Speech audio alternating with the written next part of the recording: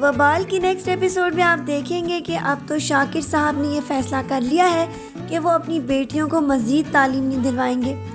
کیونکہ جو کچھ بھی انم نے کیا تھا ان کی عزت خاک میں مل چکی ہے۔ وہ اس لڑکی کا ساتھ نہ دیتی تو شاید ان کے گھر پر اس طرح پولیس نہ آتی اور نہ ہی اسے اور اس راحت بیگم کو اس طرح ذلیل و رسوا ہونا پڑتا۔ راحت بیگم نے بھی اب یہ سوچ لیا ہے کہ وہ اپنی بیٹیوں کا مزید ساتھ نہیں دے گی اور شاکر صاحب کا کیا ہوا فیصلہ وہ اپنی بیٹیوں کو پورا کرنے پر مجبور کر دے گی، کیونکہ وہ دونوں اب یہی چاہتے ہیں کہ ان دونوں کی عزت کے ساتھ شادی ہو جائے اور یہ جو بدنامی کا داغ ان کے منہ پر لگا ہے اسے وہ صاف کر سکیں۔ لیکن انم کو تو سب صحیح طریقے سے جانتے ہیں کہ وہ کتنی زیادہ خود غرض اور ساتھ ساتھ خود سر بھی ہے، اسی لیے وہ فراز کے ساتھ شادی کرنے پر کبھی بھی راضی نہیں ہونے والی۔ حتیٰ کہ شاکر صاحب نے تو اس کے لیے فراز کا رشتہ منتخب کیا ہے۔ وہ یہ جانتے ہیں کہ وہ کافی حد درجے عزت دار لڑکا ہے،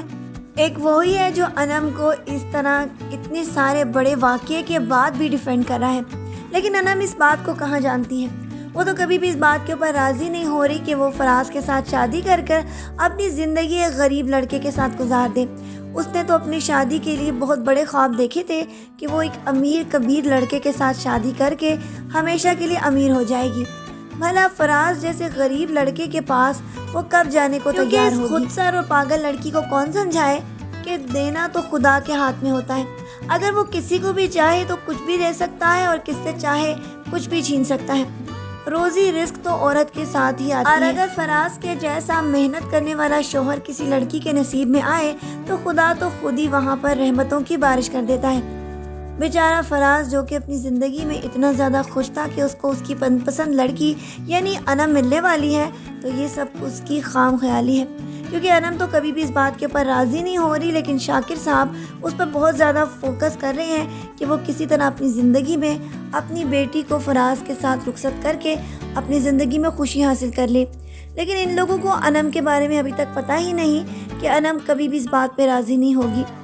اور ان شادی والے دن ہی یہ سارا کا سارا ان لوگوں کے اوپر پریشر پڑنے والا ہے، جب انم شادی کے دن ان لوگوں کو انکار کر دے گی اور پھر اس کی شادی اس کی چھوٹی بہن سے ہونے والی ہے، کیونکہ حالات اس حد تک بہت زیادہ پریشان کن ہوتے چلے جائیں گے کہ اس کی بہن کے پاس کوئی اور چارہ بھی نہیں ہوگا۔